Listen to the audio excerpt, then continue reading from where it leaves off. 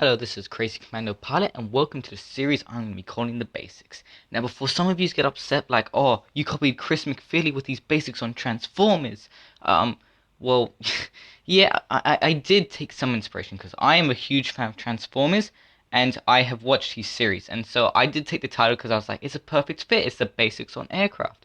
And I'm not copying him because, as I just said, I'm doing the basics on aircraft. He did Transformers. Anyway, with that out of the way, let's do the basics on the FA-18 Hornet. Not the Super Hornet, but just the Hornet. Made by McDonnell Douglas in the FA-18 first flew on the 18th of November 1978 and was introduced to the military on the 1st of January 1984. It first flew in the Generation 3 era, but is a Generation 4 aircraft.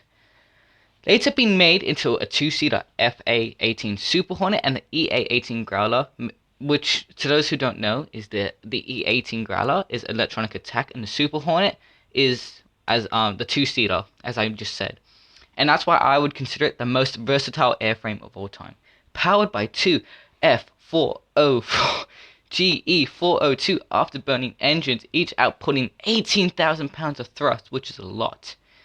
It's a lot of numbers.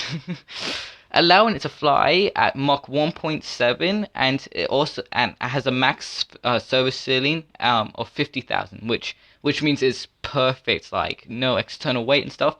In fact, that statistic was made by NASA, or I think so. I checked their website, and that's what they said. And if not, I might be thinking of a different website. Anyway, which to those who don't know, sorry, Mach represents speed of sound. And so when I say Mach 1.7, I mean 1.7 times the speed of sound, and has a max flight time of 2 hours with external tanks, which you might say, oh, that's not much, but for aircraft with jet engines, that's a fair bit. Unless you look at some of the cargo planes like the C-17, they can fly a lot longer, but they also still have to refuel midair because they just jet engines. How to put this? They're not that efficient. Anyway, and because of the F-18 being a multi-role fighter, it means that takeoff weight can be different from one role to the other. So I'm gonna be focusing on the fighter and attacker role, even though there is reconnaissance. So as a fighter, its takeoff weight is usually about 710 pounds, sorry, and then as an attacker, 49,224 pounds, which the attacker one I wasn't 100% sure, but please bear with me. If I'm wrong, don't lose it. And takeoff on a runway is 5,200 feet, 1,000, which is equivalent to 1,585 meters. This was at half flaps.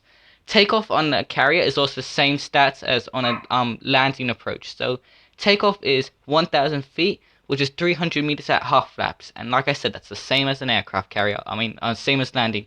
Because for aircraft carriers, it's not like you have all this room and it's like you can differ. You have to keep it within that 300 meters, if not, you're in the ocean. So how they pull this off is the hook on the back of the plane. Upon touchdown, your hook will touch this cable, and this cable will force you to a stop. And for takeoff, they have this thing at the wheel. I'm pretty sure it's still steam powered. I'm not 100% sure on that. And it will shoot the aircraft forward so it has sufficient speed for a takeoff without stalling. And landing on a runway is 5,150 feet, which is 1,570 meters at half flaps as well. If you can hear something in the background, please ignore it. I don't know what that is. I think it's the neighbor's dog. Some quick fun facts. The Hornet has a wingspan of 37 feet and 5 inches, and a length of 56 feet, and a height of 15 feet and 3.5 inches. The Hornet had 4 companies involved in the making of it. McDonnell Douglas, which is Boeing, just a little branch off it, and Northrop Grumman, it made the airframe. General Electric made the engines, and Hughes made the radar. And I was stumped because it said Northrop Grumman made the airframe, so I was just thinking, where does Boeing come into this? Unless they made the designs, then they did the rest.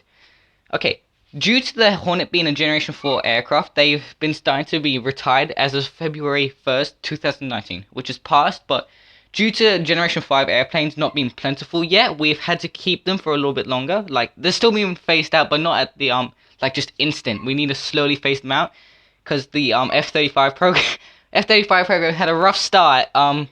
So yeah, and, this is Crazy Commando, sorry, nope. That was terrible, what did I just do? And so, This is, as I said, they're retiring it because Generation 5 will all be Generation 5 fighters. Sorry, of course they're Generation 5. I was going to say Generation 5 planes will all be a stealth plane, which, as it sounds like, they're invisible to radar, and unless we can do the F-18 into a stealth plane, it won't be making it through Gen 5. This is Crazy Commando Pilot, signing out.